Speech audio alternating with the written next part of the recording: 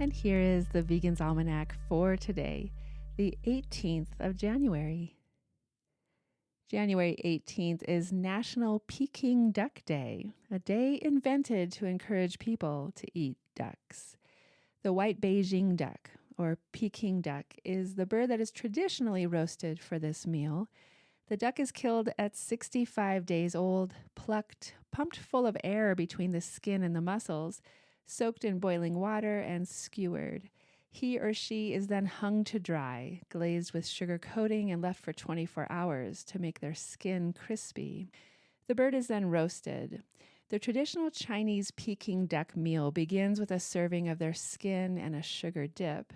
Next, thin pancakes are filled with the duck's tender meat. And finally, duck soup is usually made with the duck's bones, their neck, wing joints, and their feet. But who are these ducks? Ducks are well adapted for water, land, and air activities. These gifted swimmers have waterproof feathers, which have a waxy coating that protects an inner layer of down.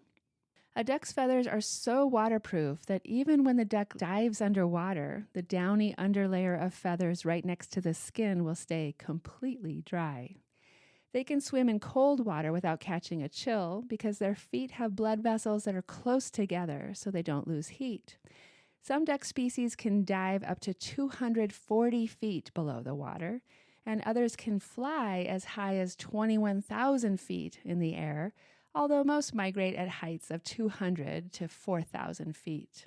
They can also fly long distances, and they use wind to help them reach speeds of up to 60 miles per hour. Ducks are omnivorous and will eat grass, aquatic plants, insects, seeds, fruit, fish, and crustaceans. Ducklings are lovable siblings and communicate with each other before hatching. Ducklings coordinate hatching by communicating with each other while they're still in their eggs. Hatching at the same time is important because sticking together as a group helps protect them from predators. After hatching, they swim and walk together, following close behind their mothers. Even as adults, ducks are outgoing, social animals who feel most at ease when they're in larger groups of other ducks.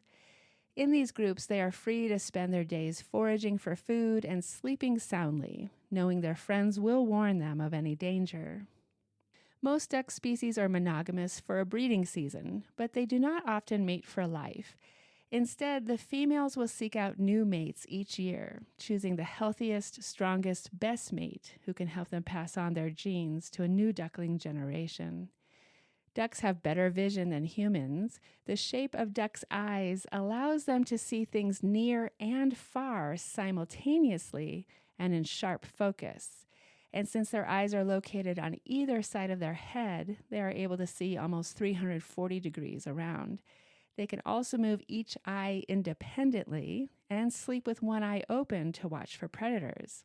In a group, ducks will trade off keeping an eye open to help protect the rest of the group from danger while they sleep. Ducks have been domesticated as pets and farmed animals for more than 500 years, and all domesticated ducks are descended from either the mallard or the Muscovy duck. Ducks may not come to mind first when you think of animal agriculture, but these intelligent and social birds are the second most commonly slaughtered animals on Earth. Left alone, ducks can live up to 20 years, but they are killed when they are only weeks old when farmed. Ducks are raised and killed by the millions on well-hidden factory farms in order to make expensive delicacies for wealthy diners. To produce foie gras, ducks and geese are force-fed through tubes pushed down their throats until their livers swell to 10 times their natural size. Due to the cruelty of this practice, foie gras is banned in multiple places, including many European countries, the state of California, and New York City.